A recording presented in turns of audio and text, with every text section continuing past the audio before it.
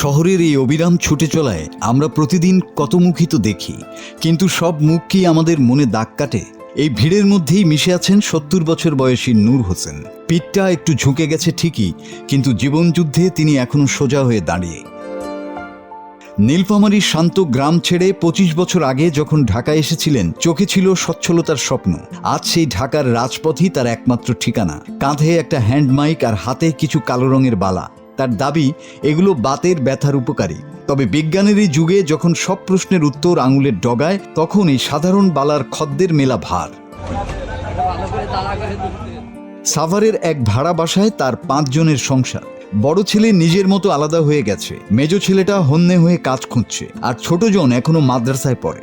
দিন শেষে যখন পকেটে মাত্র ৩০০-৪০০ টাকা জোটে, তখন সেই টাকায় বাজার হবে নাকি ছোট ছেলের পড়ার খরচ চলবে, সেই অঙ্কটা মেলাতে নূর হোসেনের হিমশিম খেতে হয়।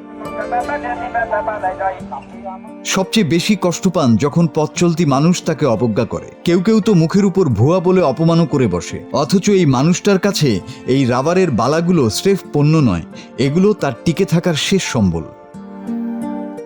এই বয়সে শরীর তার চলে না, পা দুটো অবশ হয়ে আসে, তবুও তিনি থামেন না। নূর হোসেন একটা কথা বুক ফুলিয়ে বলতে পারেন, আমি হাত পাতি না, আমি চুরি করি না। তিনি কারো করুণা চান না। ভিক্ষার সহজ পথে না হেঁটে তিনি বেছে নিয়েছেন শ্রমের কঠিন রাস্তা। প্রতিদিন মাইকের সেই যান্ত্রিক আওয়াজে তিনি আসলে খদ্দের ডাকেন না, বরং নিজের অস্তিত্বের জানান দেন। ৩০০-৪০০ টাকা ইনকাম হয়, কোনো রকম সংসার আমার চলে দুর্দাম। হ্যাঁ, পরে অনেক ভালোবাসে, অনেক চিৎকারিও করে, অনেক রাগও দেখায়, অনেক আবার কয় যে হয় না কিছু, অনেক আবার আদর করে, ভালোবাসা দেয়। আমার কাছে কোনো মনে হয় না। আমার যে একটা কর্ম, এই কর্ম হিসেবে করি। এখন আর বৃদ্ধকালে কোথায় যাবে এটা নিয়ে চলবে।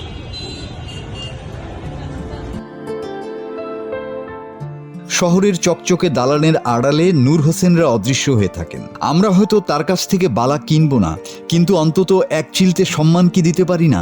সহানুভূতি নয়, এই লড়াকু মানুষগুলোর জন্য তোলা থাক কিছুটা মানবিক মর্যাদা। কারণ দিন শেষে নূর হোসেনরাই শিখিয়ে যান, জীবন মানেই লড়াই, আর লড়াকুরা কখনোই হারে না।